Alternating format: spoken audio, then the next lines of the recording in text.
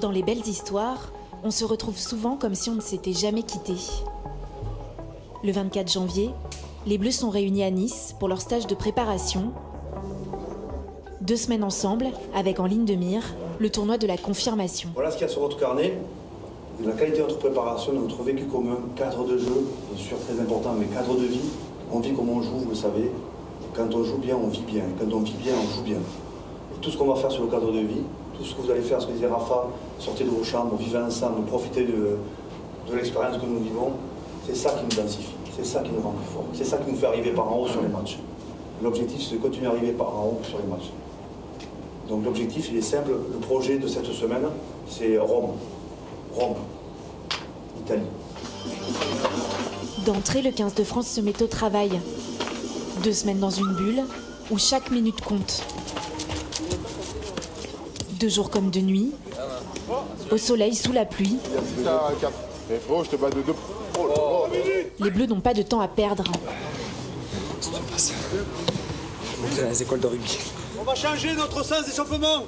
On va s'échauffer sur la largeur. Jouez simplement et efficacement. C'est tout ce qu'on vous demande, ok?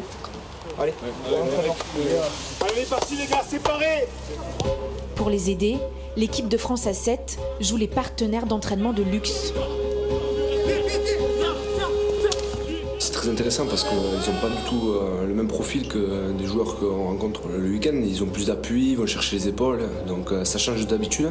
Souvent, quand on joue devant et qu'on a un adversaire qui est plus mobile que soi, eh bien, c'est compliqué. Et là, ça permet d'aborder un peu ces secteurs où on pêche d'habitude. Oui. Objectif, améliorer la vitesse d'exécution, faire vite et bien. Ce qui est intéressant, c'est qu'avec les celtistes, ils ont posé des problèmes qui vont nous faire progresser énormément, notamment sur la vitesse du jeu. Là, sous la pluie, on a joué à 135 mètres par minute. En Italie, on va jouer à 110 mètres par minute avec le soleil. Donc ça nous a imposé beaucoup de vitesse d'exécution, de réorganisation. La première chose qu'on a besoin de faire, c'est être en face. En face, en face, en face. Contraints par la crise sanitaire, les sorties de l'hôtel sont rares. Dimanche dernier, les joueurs et le staff s'offrent une sortie en mer pour rejoindre l'île de Sainte-Marguerite. Avant de retrouver leur hôtel et s'occuper comme ils peuvent, quitte à ressortir le puissance 4. Oh merde. De quoi affûter leur stratégie de joueurs en dehors, Je suis nul. mais aussi sur le terrain. Car cette année, pour les aider à jouer avec la règle, Jérôme Garcès, ancien arbitre international, a intégré le staff. Attitude là, sur les lignes, très bien. Le seul point, c'est le plaqueur. En 12 minutes, 4 plaqueurs, 4 pénalités, c'est trop en 12 minutes. Okay. Le plaqueur, il faut travailler au sol, il faut faire l'effort de sortir, libérer. Pourquoi? Parce que là, de suite, vous me donnez une image de quoi? Mais je me dis, la tactique des Blancs, ça va être plaquer, laisser les plaqueurs au sol pour bloquer les sorties de balles. Non, ne donnez pas cette image-là.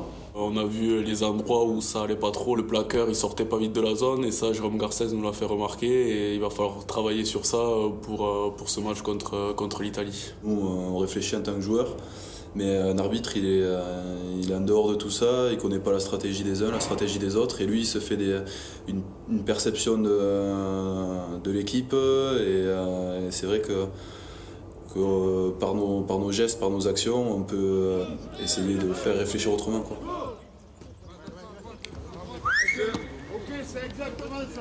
Après 10 jours intenses, Fabien Galtier annonce aux joueurs sa composition mercredi soir, la 10e de son mandat. Dans la foulée, les joueurs quittent Nice pour Rome jeudi après-midi. 1 heure de vol dans un avion affrété pour eux, tout comme l'hôtel privatisé. Le soir de leur arrivée, le staff prend le temps de saluer l'homme de la quinzaine. Le Bordelais, hors groupe, fait partie des déçus, mais n'est pas oublié. Bravo. Félicitations, merci. On l'a vu durant la semaine. Dernière séance de travail, dernier réglage Sur ce match-là. et dernier moment de détente et de tricherie à moitié assumée. L'autre, il a le miroir, ici, je joue avec ton jeu, là-bas, il y a le miroir. C'est très bien, on va pouvoir trouver un buguette. belle. Hier, les Bleus prennent leur marque au stade olympique de Rome. Les gars, on fait pas nos touches, mais appliquer sur tous les mouvements. On commence à se mettre en tête, demain on marque sur le molle, ok? On se le met en tête, les gars. Cette pelouse sur laquelle 13 joueurs sur les 23 n'ont jamais mis les crampons. Ultime répétition sous le soleil des 20 degrés italiens, avec dans leur tête ce match qui lancera le deuxième tournoi de cette équipe pleine de promesses. C'est l'organisation qui va nous permettre de trouver des solutions demain.